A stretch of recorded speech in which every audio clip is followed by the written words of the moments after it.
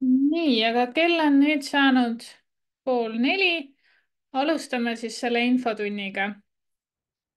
Ja nagu korra ütlesin, et seda infotundi ka salvestame. Minu nimi on Helen Arov. Ma loodan, et mind on kenasti kuulda. Ja mina olen siis kunstiõpetaja õppekava, Tallinna Ülikooli poolne õppekava juht. Usun, et oled juba õppekava põhiinfoga tutvunud ja tead, et tegemist on ühisõppekavaga ehk et õpe toimub siis kahes ülikoolis, Tallinna Ülikoolis ja Kunstiakadeemias. Ja Eesti Kunstiakadeemia poolt on siis õppekava juhiks Anneli Porri. Aga mina teen siis teile täna siin sellise lühikese ülevaate, et millest see õppekava koosneb ja tutvustan veidi ka vastuvõtukorraldust ja siis teil on võimalus põhiliselt küsida, et mis teile huvi pakub, mis küsimusi tekitab, et see infotund on just selleks, et te saaksite ka ise midagi täpsustada. Aga lähme siis juba selle info juurde. Mis meie õppekava puhul sellist eripärast on? Esiteks tõesti see, et tegemist on ühisõppekavaga. Seda ühisõppekava vormi alustati 2016. aastal, nii et on juba päris mitu aastat seda niimoodi ühisõppekava vormis saadud tehtud. Mis aga on veel meie kunstiõpetaja õppekava puhul eripärast on see, et me viime õpet läbi osakoormusõppena ehk see magistriõpingute maht 120 punkti on jaotatud laiali siis 3 aastale. Seda ikka selleks, et see koormus oleks semestriti natukene lihtsam ja et seda õpet oleks parem läbida ka töö kõrvalt. Kuna meie tudengid ja kandidaadid on eelkõige juba töötavad, sageli juba koolis töötavad inimesed, kes tulevad siis seda õpetaja pädevust veel lisaks omandama, siis seetõttu ongi just, oleme viinud õppekava üle sellele osakoormusõppele. Aga see osakoormusõpe tähendab siiski seda, et meie õppetöö toimub pea igal nädalal neljapäevast laupäevani.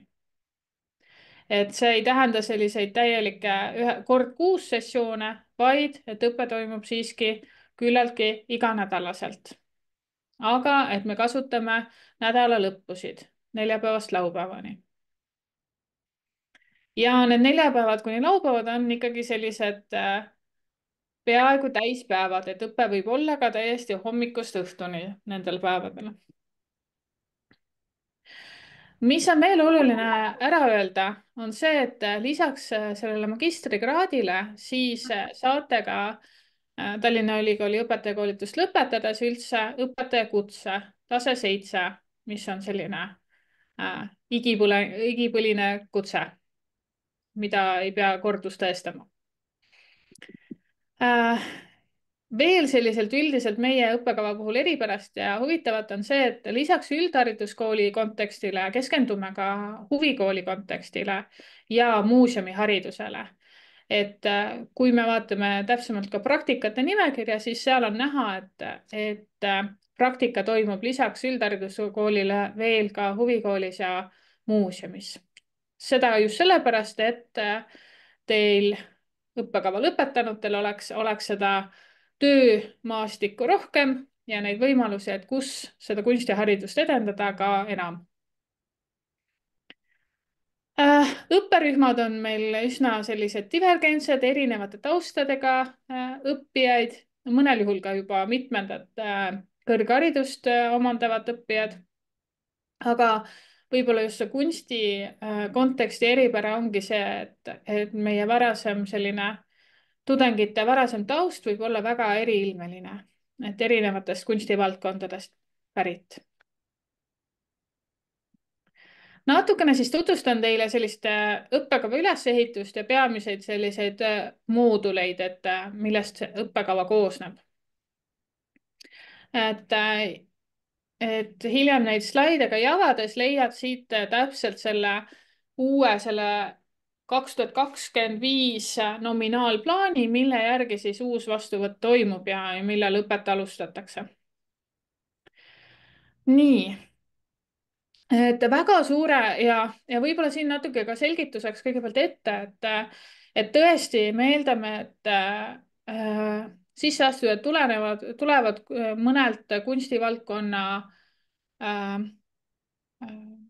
bakalaureusekraadiga või varasema magistrikraadiga taustalt ja see õpetajakoolitus, see õppekava keskendub just eelkõige siis pedagoogikale, üldkasvatusteaduslikele ja psühholoogilistele alustele, õpetaja praktikale ja siis sellisele didaktikatele. ja õppekava lõpetab siis kasvatusteaduslik uurimistöö ehk ei saa teha päris sellist loometööd, vaid just me teeme sellist haridusteaduslikku uurimist lõputööna. ja suure osa sellest õppekava mahust võtavadki üldkasvatusteaduslikud ja psühholoogia ained. Need on tavapäraselt kõik õpetajakoolituse erialadele ühised, sellised suuremad ained, nii et saate kohtuda ka erinevate aineõpetajatega või teiste haridusvaldkonna õppekavade tudengitega, eripedagoogika näiteks. ja siin on näha nende ainete selliseid nimetusi ka, et mis peegeldavad võib-olla ka sellist õppijakeskset lähenemist ja sellist õpetaja pädevust, et õpetaja kui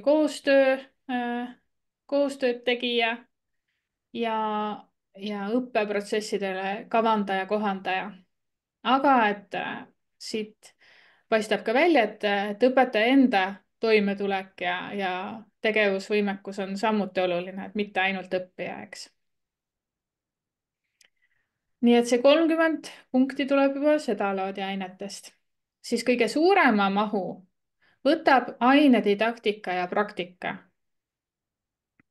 ehk et meie anname siis eelkõige ainedidaktilise poole pealt kõigepealt need teadmised, need meetodid ja siis te saate minna seda ka praktikas katsetama. ja igal semestril on mingi praktiline väljund, mingi praktika, nii et on kogu aeg võimalus seda katsetada, isegi siis, kui sa ei tööta koolis. et kõigepealt alustame niimoodi lihtsamalt selliste vaatlustega ja ka muuseumiõppe praktikaga, mille puhul on eelkõige stsenaariumid ees ja seda tuleb ette kanda ja siis jõuame juba kunstiõpetuse didaktikani ja lõpuks põhipraktikateni, et kus te hakkate ise siis õppetööd läbi viima õpilastega. Võib-olla on oluline veel ära märkida see, et meie praktikad keskenduvad just nendele vanustele, et kus kunstiõpetaja aineõpetajana eelkõige töötab, milleks on siis põhikooli 2., 3. ja ka gümnaasiumiaste. nii et nende praktikate raames te puutuksite kokku just nendes vanustes õppijatega. Siis lisaks, et lisaks kunsti praktilise tegevusele on ka kunsti ajaloo didaktika oluline. ja kunsti ajaloo teadmiste ja kunstiga suhestumise toetamine oluline. Siis eraldi on meil õppeainega disaini ja ruumiõppe didaktika, et disain ja ka ruumiõpe kui ka kunstiõppe aine sisu osana ja võib-olla ka sellise aine sisuna, mis vajab veel enam sellist täiendust ja meeldetuletamist või omandamist.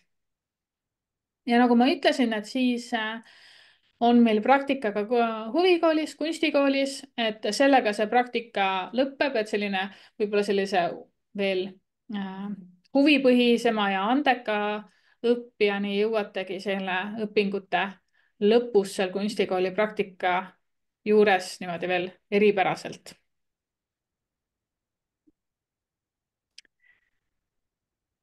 mis selle praktikat iseloomustab ja ma panin siia sellise portreefoto või sellise visandi ühest portreest, on see, et te saate väga palju mõtestada enda isiklikku arengut et see on üks selle õpetajakoolituse väärtus, et te saate küll palju uusi teadmisi ja oskusi ja meetodeid ja nii-öelda sellise tööriistapagasi, aga lisaks sellele te saate ka väga palju enda kohta teada.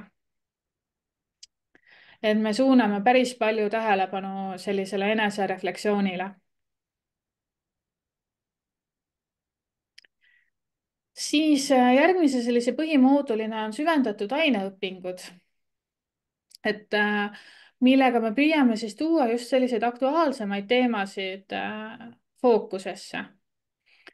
Siin on näha, et selle Boltis on esile tõstetud siis kohustuslikud süvendatud aineõpingute ained ja all viimased kolm on siis valikainete nimekiri, millest on siis kohustus üks valida. Nii et siin saabki tõstatatud sellised aktuaalsed teemad nagu jätkusuutlikkus, visuaalkultuur, kommunikatsioon, digitaalsed tehnoloogiad. Ja kuna noh, et magistriõpingud eelkõige jah, keskenduvad pedagoogikale, õpetamismeetoditele, õppe sisu edasiandmisele, siis on meil siin valikainete nimekirjas ka paar sellist loomingulise projekti ainet, et te saaksite ka ise oma sellist loomingulist väljundit nagu haarata ja üleval hoida.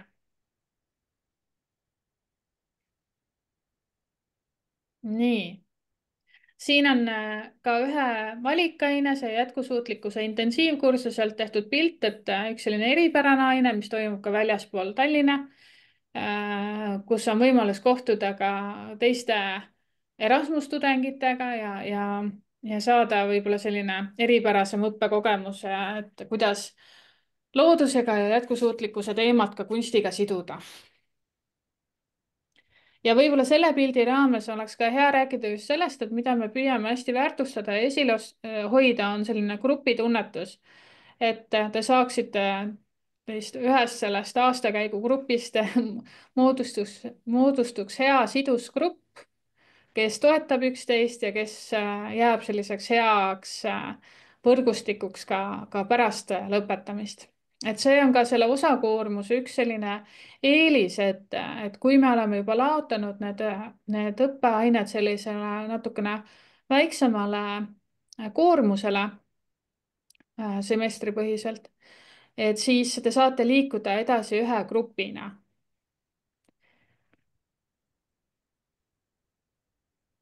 nii. Ja siis õppekava lõpetab selline kasvatusteaduslik uurimisprojekt. Aga et võib-olla kohe mitte niimoodi ära hirmutada, eks, et siis julgustada, on see, et selle uurimistöö läbiviimiseks on ka päris palju toetavaid aineid. Et ei pea seda nii-öelda nagu üksi või ainult koos juhendajaga välja mõtlema ja kavandama, vaid selleks on sellised toetavad ained. Et kõigepealt me arutame seda, et mis on selline head uurimisküsimused, uurimisteemad, mida valida. Siis on teil uurimismeetodeid tutvustav aine, et kus te saate teada, kuidas üldse haridustegelikkust uuritakse ja mis oleks teile sobiv selline meetod. Ja siis viimane selle mooduli aine on kirjutamisseminar, et mis keskendub just sellele, kuidas seda oma uurimistulemust siis esitleda, kuidas seda kirja panna ja kuidas seda jagada. Et magistritöö ise enda maht on 15 ainepunkti. Ja lisaks siis sellele on meil 6 punkti mahus planeeritud õppekavasse vabaaineid, et mida te saate ise täielikult valida, mida te läbite. Vabaainete mahtu võib täita ka valikainetega ehk et kui te seal süvendatud aineõpingute nimekirjas tahaksite kõike 3 läbida, siis see mahub ka kenasti teie vabaainete mahtu ja saab sellega niimoodi õppekava täidetud. aga mis on veel Tallinna Ülikoolis eripärast, on see, et toimuvad sellised eluprojektid ehk erialasid lõimivad projektid, mille mahuks on ka 6 ainepunkti ja mis on sellised iga semestril uued teemad, mida tehakse ja kus on võimalus osaleda. nii. Räägin veel kiirelt sellise ülevaatega sellest vastuvõtust ja pärast seda siis saate juba ka oma küsimusi esitada. Et mida me siis ootame kandidaadilt? Kõige suurema mahuga on siiski vestlus, et kõige parema pildi saame me teiega vesteldes ette. aga lisaks sellele vestlusele siis ootame teilt ühte sellist koondfaili, mis sisaldaks magistritöö kavandit, sellist esmast ideekavandit, mis teid üldse haridusmaastikul huvitab, sellist esmast uurimisteema kirjeldust ja probleemi märkamist, siis lisaks ka CV-d ja motivatsioonikirja ning loomingulist portfooliot, et selle loomingulise portfoolio abil te saategi näidata seda, milline on teie see eripärane taust, kas teil on varasemast ka õpetamiskogemust, et ka neid tegevusi võib oma portfooliosse lisada. nii, et siis avalduse esitamise periood algab siin mai lõpupoole, et meie õppekava leiate te üles SAIS-is just Tallinna Ülikooli nimekirjast ja olge siis kindlasti tähelepanelik ka selle esitamise perioodi lõpptähtaja ja kellaajaga, et ärge päris viimasele minutile jätke, et muidu võib ehmatada ära, et see kellaaeg on siin keskpäeval. ja siis juuli keskel, 10. juulil toimuvad vestlused, et ja üsna pea pärast seda on ka tulemused teile teada. et selline vestluste kellaaeg, täpne kellaaeg tuleb siis info hiljem, kui teil on juba avaldused esitatud SAIS-i kaudu. Üks veel selline oluline asi, mida siin rääkida, tutvustada, on õpetajakoolituse stipendium ehk kõikidel või valdaval osal õpetajakoolitustest on nüüd selline toetusmeede nagu õpetajakoolituse stipendium. küll aga seda ei saa kõik õppijad, vaid meie õppekaval saavad seda siis 60% tudengitest ja selle selline pingerida moodustub siis õppekava läbimise protsendi põhjal, keskmise hinde põhjal ning pärast seda, kui seal on selline pingerida siiski raske kokku panna, siis on ka eelis nendel, kes juba töötavad koolis. ja osakoormusõppes siis on see stipendium kehtiv kogu õpingute perioodi jooksul ehk meie puhul siis 3 aastat, aga selle stipendiumi suurus on siis 250 eurot kuus. ja mis selle stipendiumi mõte on see just, et see annaks väikese sellise tõuke või julguse veidi vähendada oma töökoormust õpingute perioodiks, sellepärast et siiski täiskohaga töötada või väga nagu peatäiskohaga töötada õpingute kõrvalt on üpris keeruline ja kogu muu elu kõrvalt. Niimoodi. ja võib-olla tasub ka seda öelda, et osakoormusõppe puhul tõesti, et me oleme selle 3 aastale selle õppe viinud. see tähendab seda, et me eeldame, et te lõpetate selle õpingud ka selle 3 aasta jooksul. ehk teie te ei saa väga lihtsasti kohe ka veel lisaks sellele 3 aastale õpet pikendada. muidugi see on võimalik tervislikel põhjustel, aga et selle akadeemilise puhkuse võtmine omal soovil peaks toimuma siis esimese 2 aasta sees. et see on selline süsteem, et me eeldame, et te lõpetate selle õppekavaga siiski küllaltki järjest liikudes ja 3 aasta jooksul. nii, aga nüüd olen valmis kuulama teie küsimusi ka, et kindlasti tutvuge õppekava kirjeldusega ja infoga ka ülikooli kodulehel. aga ootan küsimusi. tere! tere!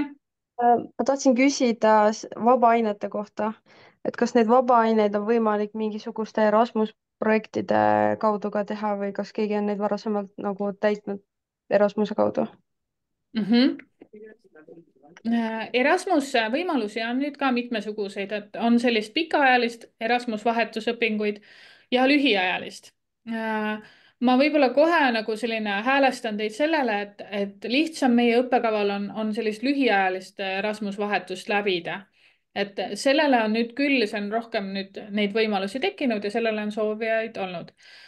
Ja siis on ka see, et kuivõrd hästi on see õpe, mida Erasmuse kaudu minnakse läbima, ülekantav meie õppekavale.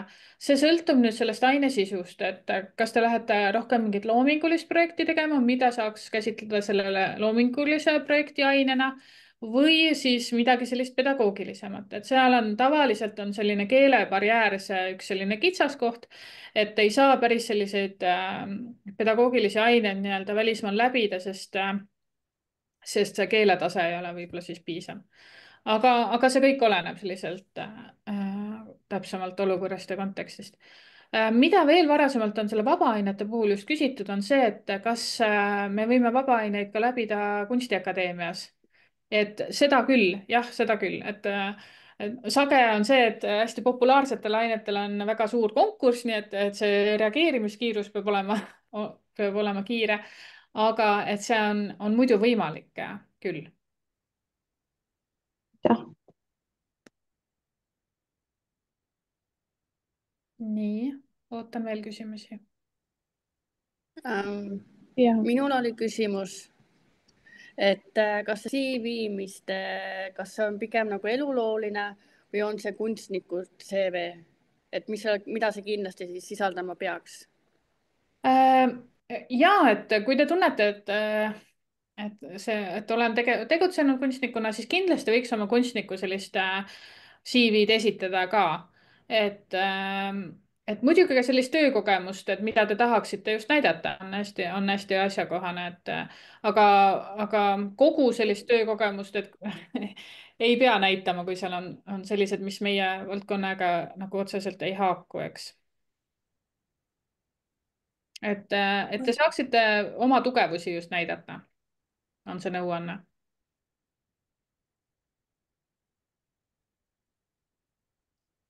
Et oma varasem haridustee võiks küll olla näha, et mis on teie bakalaureusekraad ja seda. Aitäh.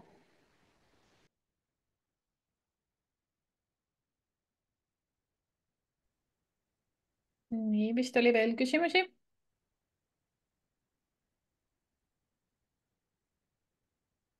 Ma tahtsin küsida ka see vastuvõtu sellel, te mainisite ka korraks seda magistritöö kavandit, et kas see Mhm. peab olema pigem nagu selline, kus sa tõstatad nagu selle probleemi, mis sind muretseb, või on see pigem nagu mingisugune niisugune projekt, et seal ei pea olema nagu otsest probleemi või mingit murekohta kunstis? Äh, väga hea oleks siiski alustada sellest uurimisprobleemist, et see on selline oodatum järjekord ja just selles kunstihariduse kontekstis, et mida te olete näinud, et mis on selline kitsaskoht, mida te tunnete, et peaks võtma uurimistööna ette, peaks seda täpsemalt uurima. et, et soovitan küll alustada sellest uurimisprobleemist ja meie kodulehel on ka näha selliseid mõningaid artikleid, mis on õppejõudude poolt avaldatud. meie õppekava teine selline kodu on Kunstiakadeemia kodulehel.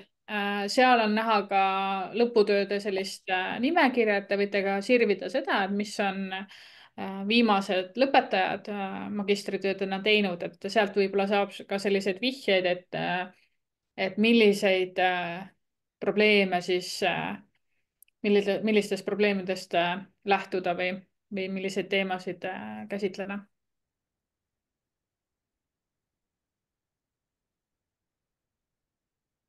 Aitäh.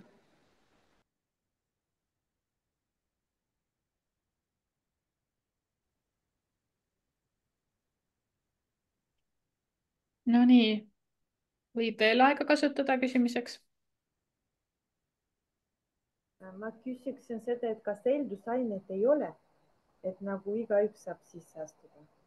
Kas ma õigesti sain aru? mm. -hmm. Nagu ma ütlesin, et me eelkõige ootame, et sisseastuja on varasemalt läbinud kunsti õpinguid, et nüüd noh, seal on selliseid võib-olla selliseid valdkondi, et mida peab natuke põhjendama, nii et kui teil on küsimus, et kas teie varasem haridus sobib sellele õppekavale sisseastumiseks, siis võite kirjutada kas otse mulle või siis õppespetsialistile, et seda küsida. Aitäh, selge.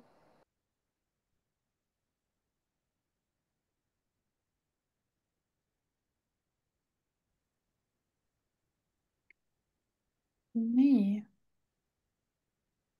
ja minul oli ka jah. küsimus, et ma vaatasin nüüd, et see keel, eesti keele see tõend, et sisseastumisel, et kas ma pean siis lisama selle sinna SAIS-is siis nende paberitega,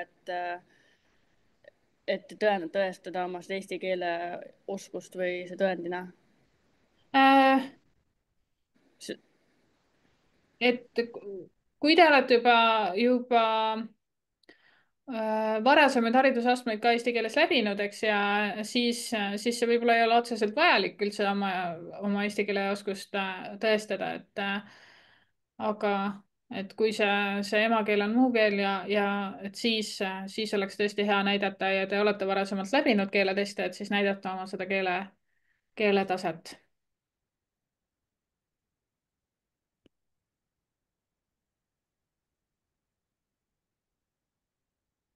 loodan, et saite infot. aitäh.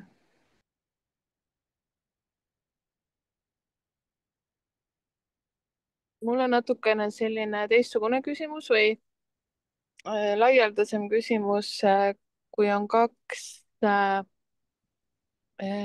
kui nüüd mõelda antud eriala ja kunstiteraapiat, siis ma saan aru, et nad jäävad ikkagi väga erinevaks, jah? Mm-hmm. et kunstiteraapias ikkagi nagu see õpetaja suunda nagu ei ole nagu otseselt. jaa, et noh, haridusmaastikul on mõningaid koole, kes on ka võtnud kunstiterapeudi kooli tööle, aga et see selline võib-olla jah, see töömaastik on veidi erinev. Ja nagu ma ütlesin, et noh, meie keskendume eelkõige jah, sellise üldhariduskoolil, meil on ka see huvikooli ja muuseumi suund, et kunstiteraapia sellist väljundit me otseselt ei paku ja meil ei ole ka nagu sellised väga konkreetselt sellele keskenduvat õppeainet, aga, aga noh, aga mingi vabaainetena saab? vabaainetena saaks jah, just.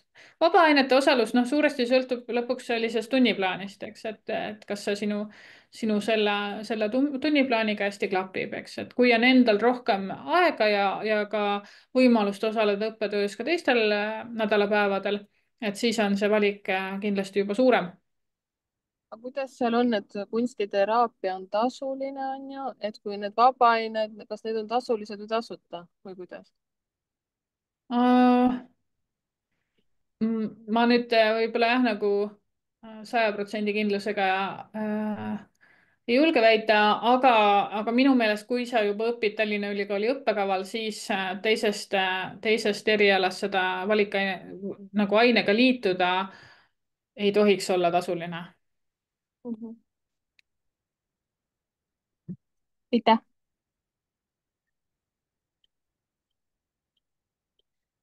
just.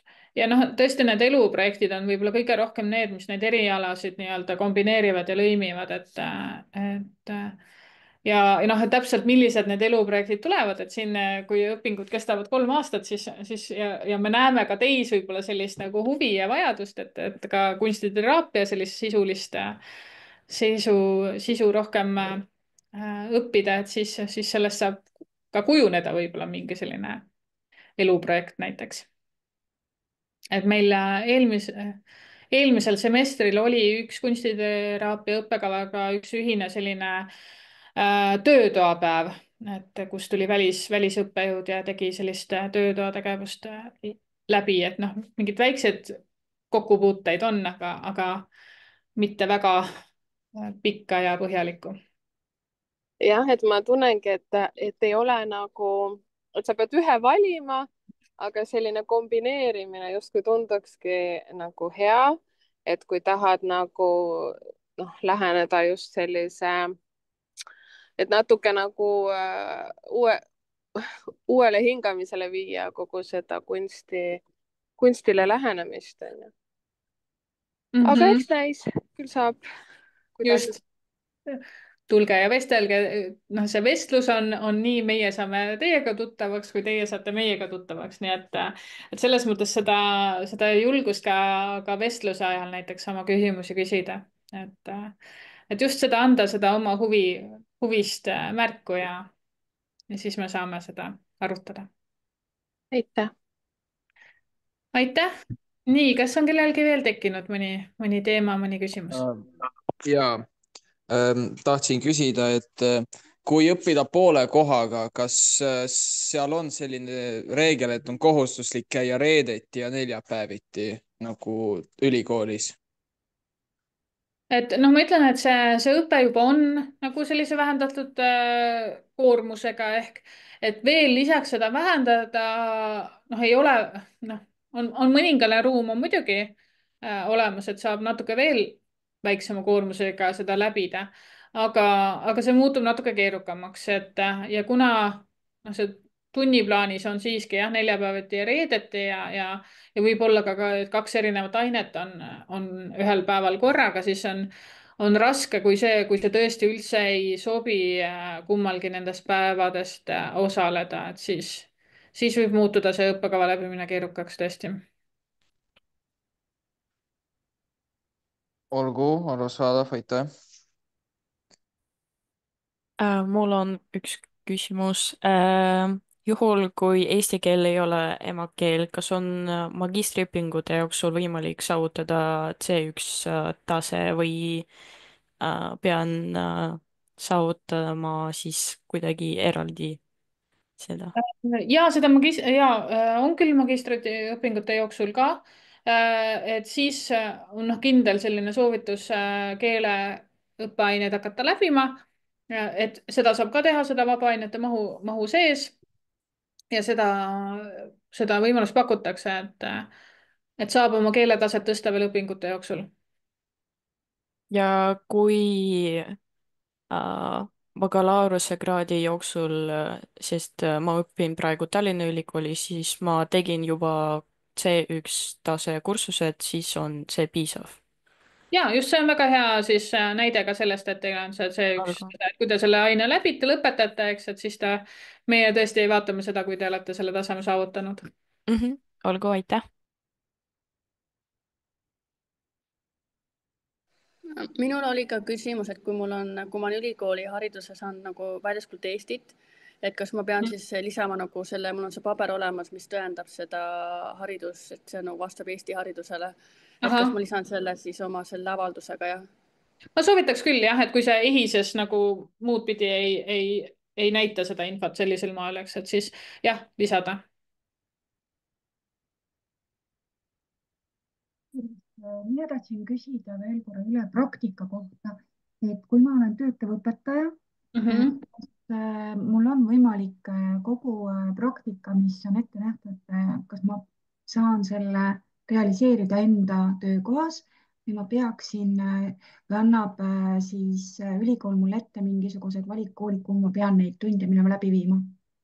et seda on õpetajakoolituses lahendatud niimoodi, et tegevõpetaja saab vähemalt ühe oma põhipraktikatest läbi viia oma koolis ja tegevõpetajal on siis ka vähendatud nii-öelda selline mm, maht, et mida ta peab raporteerima oma praktikategevusena.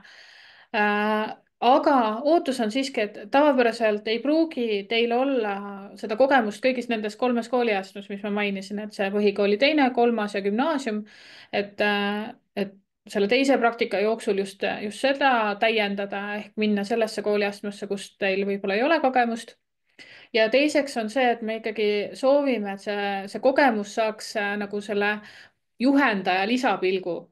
Et teil on koolipoolne juhendaja, kes vaatab teid seal kontekstis ja siis on ka ülikoolipoolne juhendaja, kes tuleb tundi vaatlema, et te saaksite seda lisapeegeldust, et isegi kui te olete juba nagu väga selline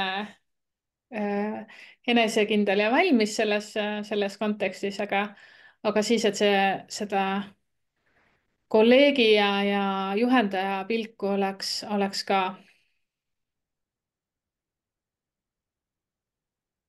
nii et tegevõpetajal on veidi väiksem maht, mida raporteerida oma tundidena ja ühe põhipraktika saab teha kindlasti oma koolis. selge.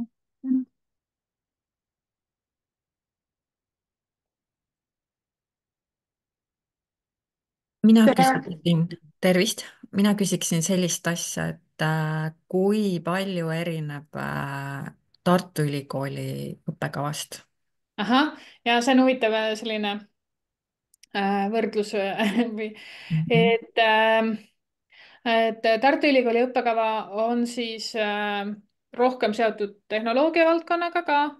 et noh, ma arvan juba selles grupi moodustamisel, et seal on huvi ka tehnoloogia valdkonna huviga õppijaid, et seal tekib mingi selline ühisosa võib-olla tugevamalt, et meie eripära eelkõige, ma arvan, et on just see praktikabaaside mitmekesisus ehk siis see huvikooli suunitlus ja muuseumihariduse suunitlus. Seda tooks esile. Noh, et Tartu, ma nüüd esitan niimoodi, nagu ma olen ka aru saanud sellest õppekavast, eks, et õpingud toimuvad seal siis kahes linnas, eks, et meil on see on see ühes linnas, kahes ülikoolis. et te saate võib-olla ka seda just kunstiakadeemia sellise kogukonna või sellist tunnetust, et ka see on üks selline eripära, mida rõhutada. Võib-olla meie selline ka sellest aineõpingute nimekirjast paistab välja, et ka selline jätkusuutlikkusele keskendumise huvi tuleb rohkem esile. ja noh, muidugi ka just see, et siin te olete küllaltki palju ka, et nende kasvatusteaduste moodulis on kogu õpetajakoolituse erialad koos, et te saate ka sellist koostöist kogemust teiste aineõpetajatega, et seda võib ka võib-olla esile tõsta. et võib ka midagi konkreetsemalt veel küsida, et mida mina sooviks küsida, tere, et minul on kunstiteraapiate bakalaureus ja ma mõtlen, kas mina saan kandideerida siis kunstiõpetaja magistrisse? kindlasti tasub kandideerida, esitada oma see, et ja siis ka oma loomingulises selles portfoolios näidata võib-olla seda oma kunsti oskuslikku taset või praktiseerimise nagu viisi ja taset.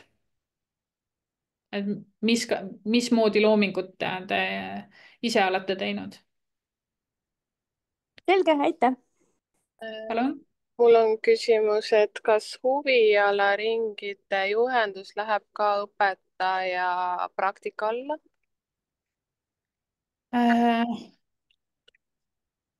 et kas te mõtlete just seda, et kas te olete siis nagu tegevõpetajana? huviringi, jah, no kunstiõpetaja huviringis. nüüd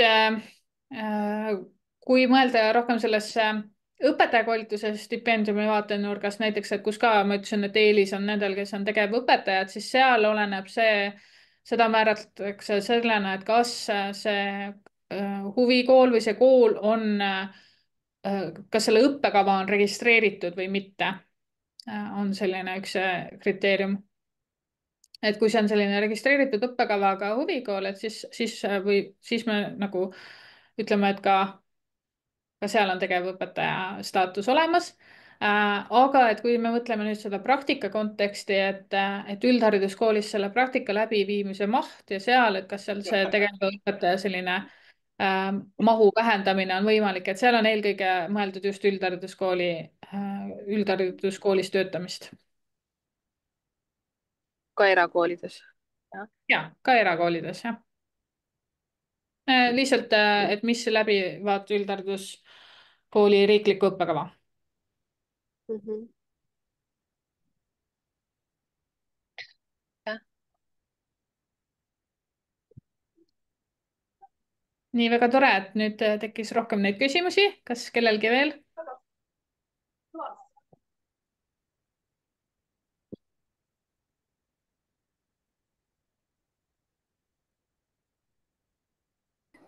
ma küsiksin veel sellest portfooliost, et võib-olla räägite natuke täpsemalt, mida te oodate. Et portfoolioga eelkõige just näidata seda, et milline on teie kunstiline taust, mis laadi loomingut te olete praktiseerinud. Et seal saab näidata siis just oma sellist mitmekesisust, et kas sellised klassikalist maalimist, joonistamist olete läbinud, aga näiteks on, ma ei tea, teil huvi teha mingit muud animatsiooni või mingit muud kunstilaadi. Ja siis nagu ma ütlesin, et see võib sisaldada ka sellist õpetaja töökogemust, et kas te olete viinud läbi huviringe või olete töötanud koolis, et kas teil on mingi eripärane huvi, et käin lastega näitustel või viin just läbi mingit draamaringi või mingit eripärast sellist tegevust, et seda saab ka selles portfoolios näidata. nii et oma looming ja õpetamiskogemus. kas kogemuse puhul huviringides või kunstitundides, kas seal peaks olema ta siis sõnaliselt väljendatud, ma peaksin looma välja, kui on, ma ei tea, lapsed on mingi olümpiaadidel osalenud ja sa oled neid juhendanud, et kas peaks nagu mingeid artikleid välja tooma või piisab sellest, et ma sõnaliselt kirjutan selle? mm. Kui ma nüüd õigesti aru sain ja kuulsin, et muidugi te võite oma õppijate tunnustust ka näidata. Aga mis see teine pool oli? no küsimus ongi lihtsalt selles, et kuidas ma peaksin oma tööd õpetajana portfooliosse siis kandma. Et ka mõned sellised illustreerivad pildid on hästi asjakohased, eks, et sellest protsessist või nendest tegevustest, et mida te olete läbi teinud, aga muidugi on selline ka selline kirjalik väike kokkuvõte, et ma viin just läbi selliseid eripäraseid tegevusi või jah, minu õppijad olen nendega käinud nendel võistlustel või selliseid laagrites, et see kõik on asjakohane.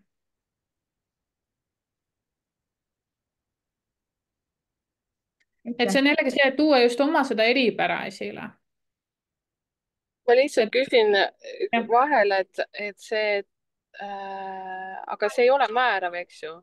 et võetakse vastu ka neid, ma olen aru saanud, kellel ei ole üldse kogemust.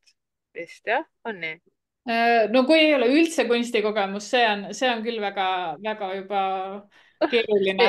ma mõtlen õpetamiskogemust. õpetamiskogemust ja muidugi ja, et seda me ei eelda, et teil õpetamiskogemus on. kunstikogemus, seda me eeldame küll. Aga ja, et meie rühmas on tavapäraselt ikka neid õppijaid ka, kes ei ole varasemalt üldse õpetanud või tulevad väga otse nii-öelda gümnaasium, bakalaureus, magisterkraad sellist teekonnalt ja noh, need ei ole niivõrd ka praktiseerinud seda oma eriala. ja siis on teine osa, kes on juba koolis töötavad või tulevadki siis huvihariduse teekonna kaudu või mõnest muust sellisest.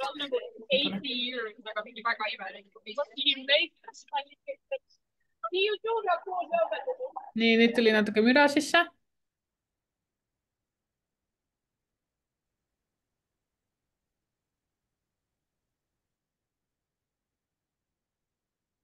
aga kui kas see küsimus juba oli, aga mis on need eelised sissesaamiseks?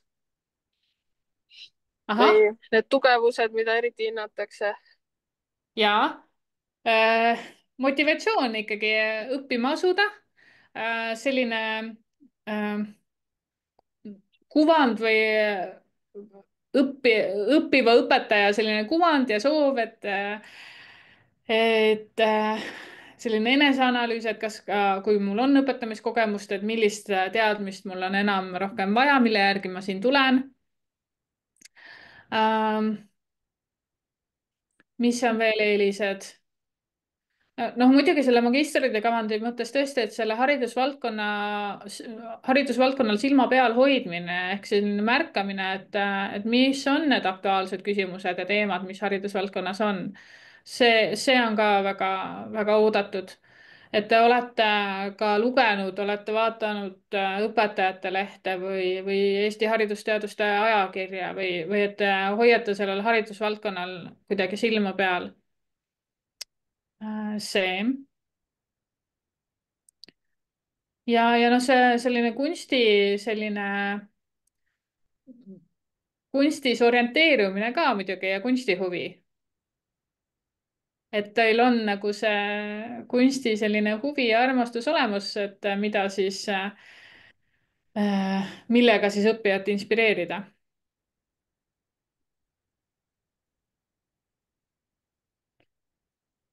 Kui selline pakett oleks, see oleks väga super. no kõlab väga hästi.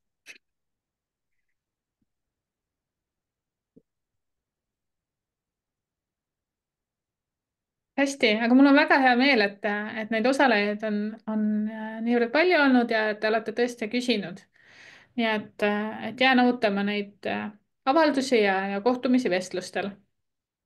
Aitäh teile! aitäh! aitäh! aitäh teile!